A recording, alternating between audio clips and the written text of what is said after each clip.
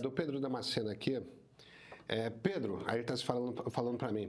Outro dia eles atacaram todos os evangélicos quando atacaram a Cláudia Leite, ficou muito claro.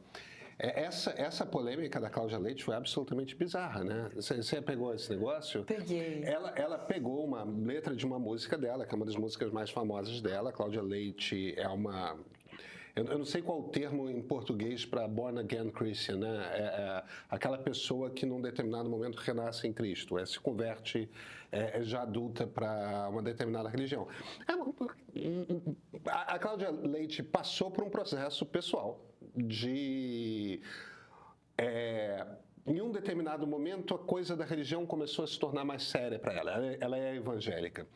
E ela começou a se sentir desconfortável de cantar uma das suas principais músicas porque tinha uma menção à Rainha Iemanjá.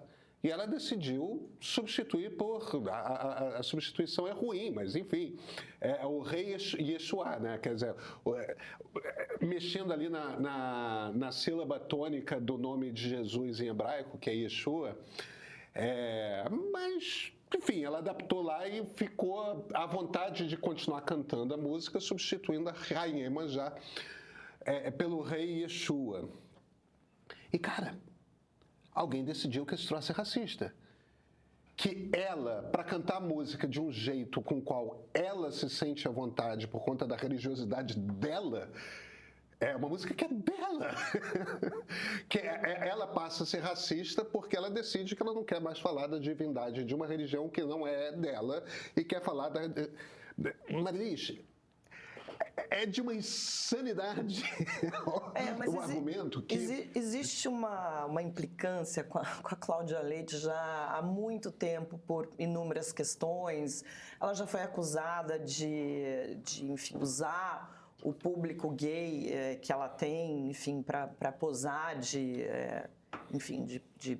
defensora dessas causas, sendo que ela abraçou uma religião que tradicionalmente talvez não fosse mais, mas a gente sabe que isso é uma bobagem porque existem, enfim, gays de todas as religiões. E aí nisso você vê esses exageros da esquerda que acabam transformando uma questão dessa num circo enorme e até acusando a Cláudia Leite de intolerância religiosa, mas ao mesmo tempo exercendo essa intolerância religiosa ao não aceitar que ela faça essa troca de letra nessa música. Eu vou pelo fato de que ela diz que ela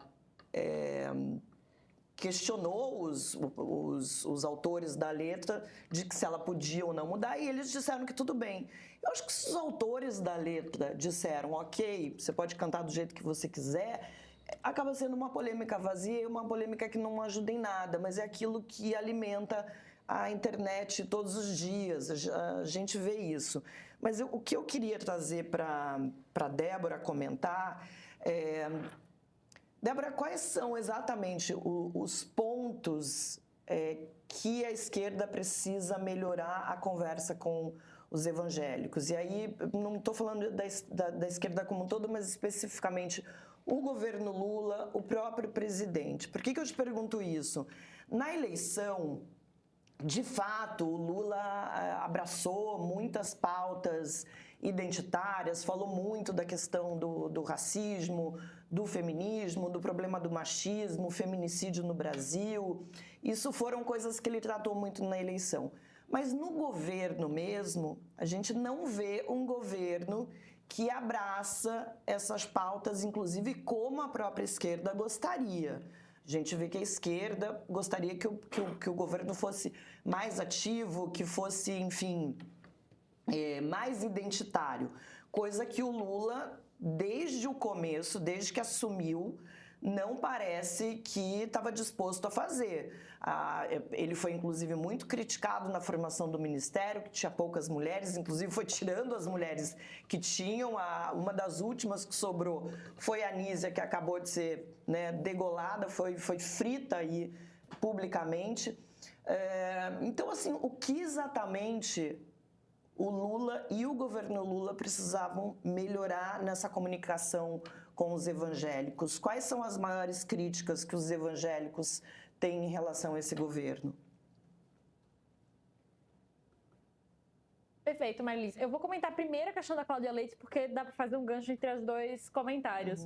É engraçado porque a polêmica da Cláudia Leite só veio chegar nos evangélicos, pelo menos nos meus círculos, assim, e mesmo nos youtubers grandes que falam de temas, né, para os evangélicos, né, quando o Ministério Público entrou com o processo. Até lá, era uma polêmica que ficava restrita entre, mas na esquerda mesmo, entre a Cláudia Leite e o que parecia ser o público dela.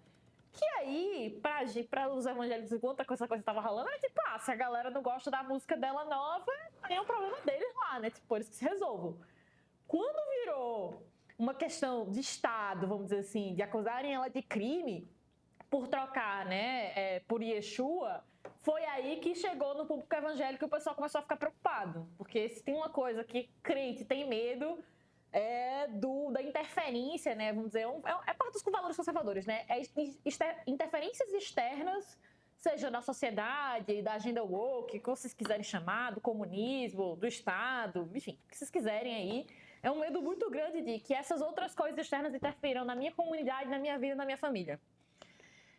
Então a questão da Cláudia Leite foi meio isso. Enquanto estava só uma discussão sobre a troca, o pessoal não entende a Cláudia Leite como parte da comunidade evangélica, pelo menos eu não tive essa sensação conversando com várias pessoas. Então era uma coisa, o público não gostou da mudança, problema deles, assim, eles têm direito a não gostar, tudo bem. O problema foi quando entrou, né, Estado no meio, entrou acusação de crime, acusação de racismo.